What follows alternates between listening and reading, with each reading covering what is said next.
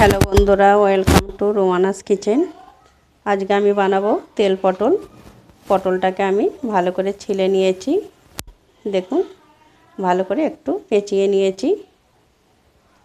500 গ্রাম পটল আছে। এখানে একটা টমেটো কুচি করে নিয়েছি, পোস্ত আছে, সাদা সর্ষে আছে, কালো জিরে আছে, একটা পেঁয়াজ কুচি নিয়েছি হাফ, কাঁচা লঙ্কা 4টে আছে, 3 পিস রসুন আছে, একটু আদা কুচি করে নিয়েছি। এগুলো আমি আপনাদের দেখাচ্ছি, আরও উপকরণ আমি দেবো, দেখাবো। দেখুন বন্ধুরা, আমি হাফ চামচ লবণ দিচ্ছি, হলুদ করে একটু অল্প করে দিয়ে দেবো। একটু আমি ভালো করে মাখিয়ে নেব। বন্ধুরা, হলুদটা আমি ভালো করে প্রত্যেকটা মাখিয়ে নিয়েছি। গ্যাস কড়াটা বসিয়ে দিয়েছি, এটা গরম হয়ে গেছে। দেবো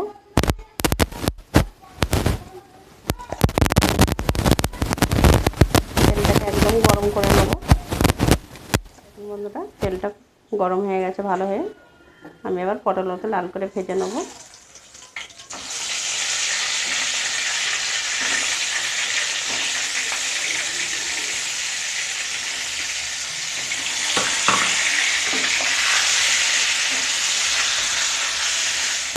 দেখুন বন্ধুরা, পটলগুলো আমি এইভাবে লাল করে ভেজে নিয়েছি।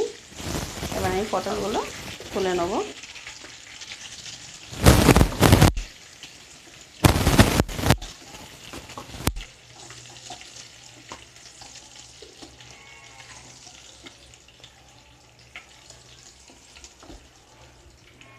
এখানে আমার 8 পিস পটল আছে। দেখুন বন্ধুরা, পটল ভাজাটাই আমি একটু বেশি তেল দিয়েছি, কেন গোটা পটল নাহলে ভেতরে যাবে না। এই তেলে আমি তরকারিটা বানিয়ে নেব। এতে আমি কালো জিরে দেবো ফোড়ন,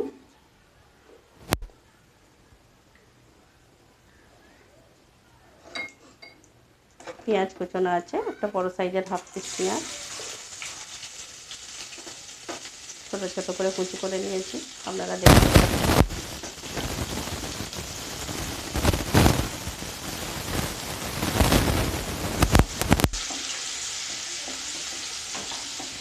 পেঁয়াজটা আমি খুব বেশি লাল করবো না, একটু হালকা করে ভেজে নেবো।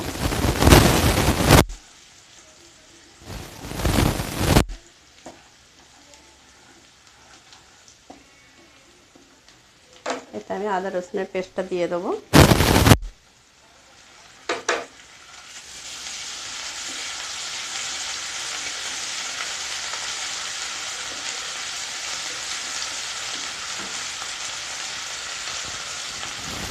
গ্যাসটাকে একটু জিরো করে দেবো। হাফ চামচ হলুদ গুঁড়ো দেবো,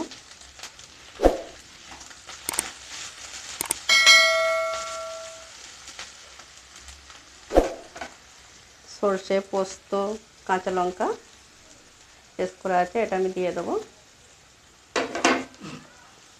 একটু ভালো করে নাড়াচাড়া করে আমি কষিয়ে নেব। কাশ্মীরি লঙ্কা 1 চামচ আছে, এটা আমি দিয়ে দেবো।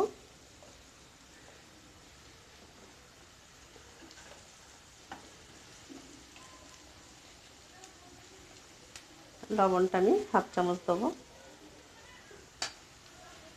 একটা টমেটো কুচি আছে, আমি দেবো। একটু আমি নাড়াচাড়া করে ঢাকা দিয়ে দেবো। টমেটোটা সেদ্ধ হয়ে গেলে গ্রেভিটা ভালো হবে।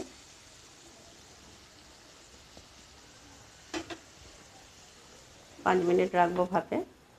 দেখুন বন্ধুরা, 5 মিনিট হয়ে গেছে,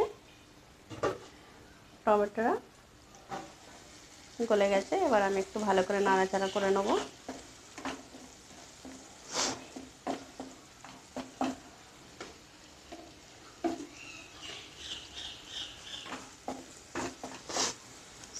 সরষে পোস্ত বাটা জলটা দিয়ে দেবো।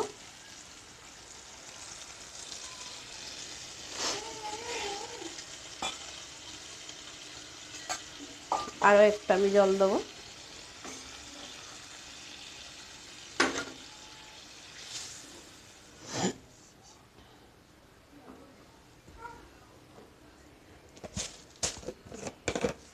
স্বাদ মতন আমি অল্প করে চিনি দেবো, আপনারা নাও চিনি দিতে পারেন, কোনো অসুবিধা নেই। চিনি দিলে খেতে আরও একটু মিষ্টি মিষ্টি লাগবে।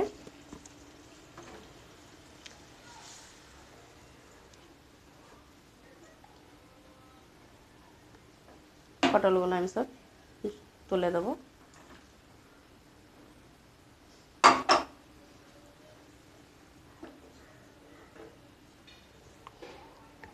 একটু আমি গ্যাসটা জোরে দিয়েছি, আরও 10 মিনিট টাইম লাগবে বানাতে। একটু আমি ঢাকা দিয়ে দেবো। দেখুন বন্ধুরা 10 মিনিট হয়ে গেছে, এবার আমি ঢাকাটা খুলে নেব।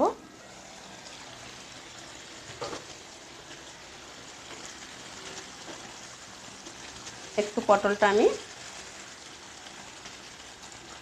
গেপিটাকে আমি একটু রাখবো, কেননা বেশি শুকনো হয়ে গেলে খেতে ভালো লাগবে না, গেপিটাই খুব সুন্দর লাগবে। এর মধ্যে আমি একটু হালকা করে সরষের তেল দেবো।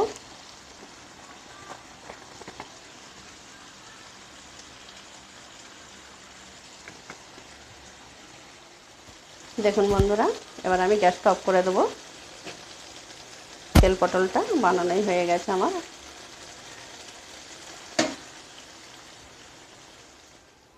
দেখুন বন্ধুরা তেল পটলটা আমার বানানো হয়ে গেছে। আমার রেসিপি যদি আপনাদের ভালো লেগে থাকে লাইক শেয়ার কমেন্ট করবেন, আমার চ্যানেলটিকে আপনারা একটু সাবস্ক্রাইব করে দেবেন। আপনারাও বাড়িতে বানান, গরম ভাতে পরিবেশন করুন, অসাধারণ খেতে।